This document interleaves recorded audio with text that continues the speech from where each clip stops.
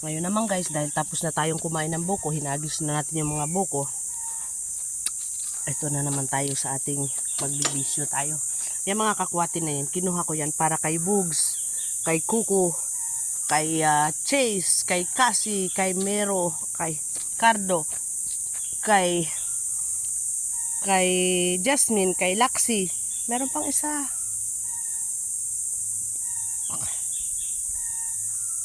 Kay Kuko. Si Kuko pa yung nakalimutan. Ayan yung ating mga tanim guys na mga balinghoy. Yan, lumalaki na sila. Pero yung iba hindi talaga lumaki pa. Pero hayain na, lalaki din yun. Ito naman ang aking tanim na alugbati. Buhay na yan sila guys. Kaya lang, pinasok ng manok, kinaykay. Kaya namatay na naman yung dalawa. Kaya yan, tinanim natin ulit. Dinagyagan natin ng lupa. At pinaikutan na natin sila ng mga ng mga sako na may lamang lupa. Kasi guys, talagang hindi pwedeng hindi mo lagyan ng ganyan. Uubusin talaga ng mga manok yan. Kinakaykay nila. Sobrang mangaykay ang mga manok talaga. Yung kay habang tayo ay nandirito, mamimitas tayo ng sili. Mamimitas tayo, hanap tayo kasi kakaunti na yung sili namin sa bahay. Ayan oh. Mimitas tayo ng mga sili.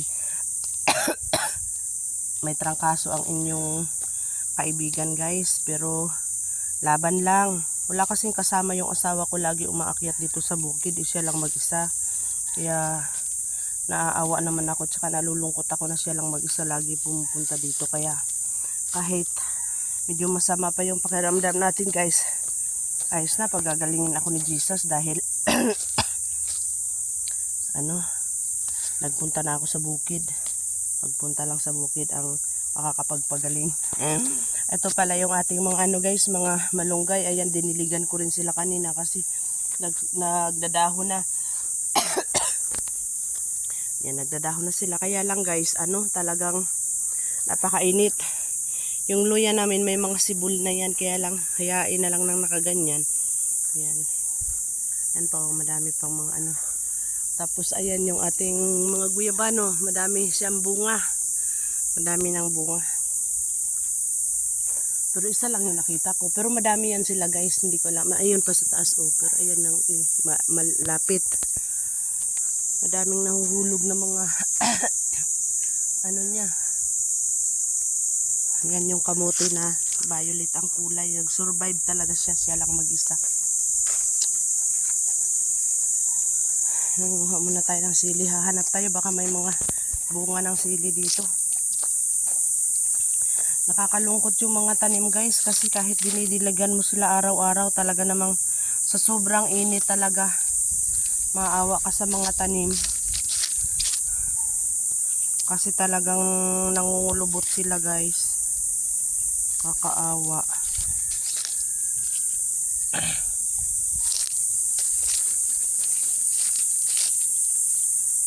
Lang hanap tayo ng mga sili kasi maraming mga bunga ng sili kasi nga mainit. Kaya tingnan nyo guys, nangangamatay na yung mga sili namin. Kawawa naman sila, kawawa na yung mga sili. Patay na yan tingnan nyo guys, patay na yung mga sili. Wala nang nangamatay na talaga sila ba. Nakakaawa. Hindi naman namin kayang diligan to kasi kinukuha naming tubig sa bayan pa. Yung mangga naman na nabali, ayan sa baba yung mga niya. Sayang talaga. Kakukuha ko lang ng sili nung nakaraang araw. Kaya lang, ayan na marami na naman silang hinog. Hindi na kayang ubusin ng mga ibon. Kasi madami na talagang nahihinog. Ayan At saka yung malalaking ganto, hindi na nila kinakain. Ay, naputol pa yung kasama pa yung hilaw. Dapat may gunting talaga guys. Lagi ko nakakalimutan. Ayun Kinuhanan ko na rin to kahapon. Ayun sa araw Ito maraming mga hinog to. Magaganda yung hinog dito, malalaki. Mayroon pa doon sa baba. Mag-ikot muna tayo sandali guys. Kaya walang laman. Tingnan mo naman yan, patay lahat yung mga Yung ginawa ng asawa ko. Naku, makakaykay pa rin to, Papa.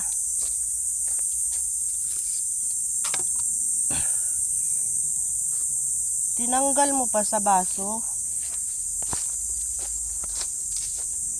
Ito, malusog yung sili na nandito sa ilalim. Malusog yung sili na nasa ilalim, guys. Sili siya doon na iinitan. Tsaka ang sili naman, kahit saan niya nabubuhay. Ito, kanin natin yung madaming laman. Dito ka na naman, habo. Babatoy ko. Ano?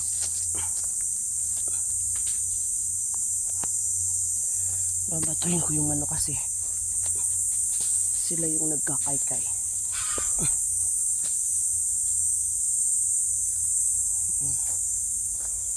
Sila yung nagkakaykay ng mga ano dito. Naubos nilang kaykayin yung mga ano guys, mga tanim namin.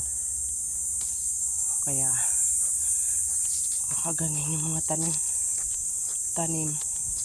Ito kayang-kaya nilang kaykayin yan eh.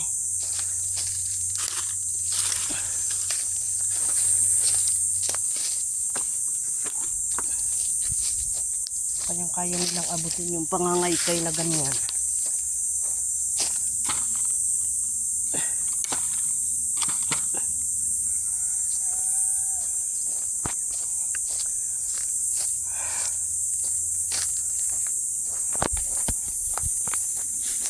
Punta pa ba tayo dun sa ampalayan? Yung mga gabi guys, so nangamatay na.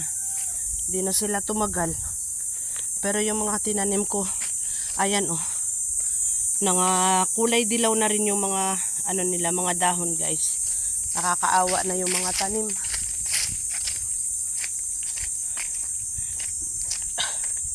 Yun lang ka namin ang hinog na. Ay, hinog na, malaki na oh.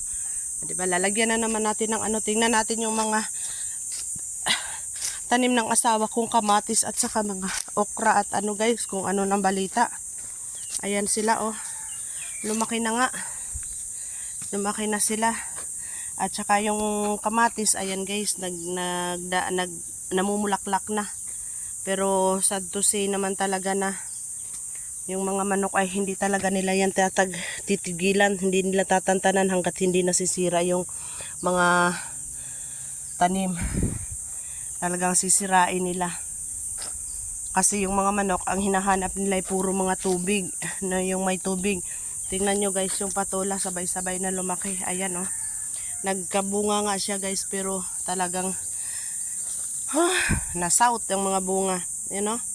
Hindi na siya lumalaki. Gawa ng umulan dito. Tapos mahina yung pagkakaulan. Sumingaw lang yung lupa. Kaya nung sumingaw yung lupa guys, ayan yung kinalabasan ng bunga. Kasi mas lalong mainit. Dapat hindi na lang umulan, doon na lang sa dilig namin. Yun o, nangamatay silang lahat.